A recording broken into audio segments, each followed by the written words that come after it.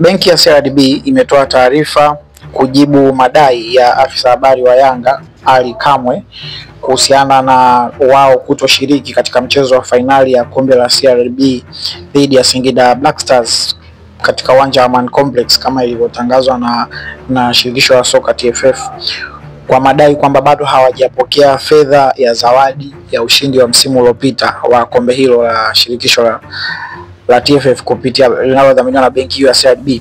Sasa taarifa kutoka kwa CRDB inasema kwamba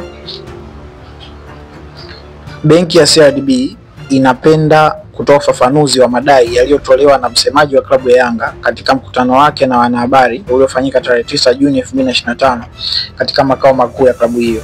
Katika mkutano huo, msemaji wa klabu hiyo alinukuliwa akitoa taarifa kwa shirikisho la mpira wa miguu Tanzania TFF na kwetu kama mdhamini mkuu wa mashindano ya kombe la shirikisho la benki ya CRDB kuwa klabu ya Yanga haitocheza fainali za mashindano hayo msimu huu kama watalipa fedha za ubingwa wa msimu uliopita.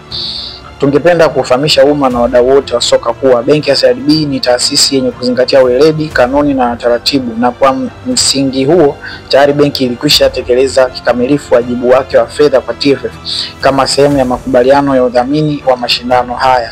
Malipo yote ya msimu uliopita yalifanyika kwa TFF kwa mujibu wa mkataba baina ya benki ya CRDB na TFF.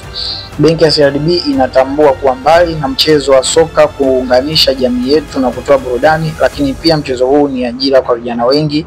Hivyo dhamira yetu ni kuendelea kushirikiana na TFF, vilabu na wadau wengine katika kukuza mchezo huu kwa maslahi mapana ya taifa letu.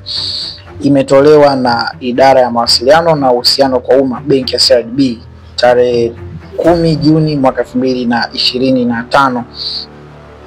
Yes, sasa kama unavyoona hayo ni majibu ya benki ya CRDB kwenda kwa afisa habari wa Yanga Ally Kamwe na kwa Watanzania kiujumla kwamba wao benki ya CRDB tayari wamekwisha ingiza fedha kwa TFF na walikwisha kabidhi tangu mwanzoni mwa msimu huu. Kwa hiyo swala la malipo baina ya Yanga na TFF ndio ambalo limebaki. Hivyo benki hiyo ya CRDB imejisafisha kwamba haihusiki na madai hayo ya Yanga kuhusiana na fedha hizo za ushindi wa kombe la CRDB Federation. Ikumbukwe kwamba mchezo wa Yanga na Singida Black Stars umepangwa kufanyika pale Amaan Complex siku ya tarehe 24 Juni. Na kama ilivyo kawaida ni kwamba mshindi wa michuano hiyo huwa zawadi yake inatolewa na benki ya CRDB.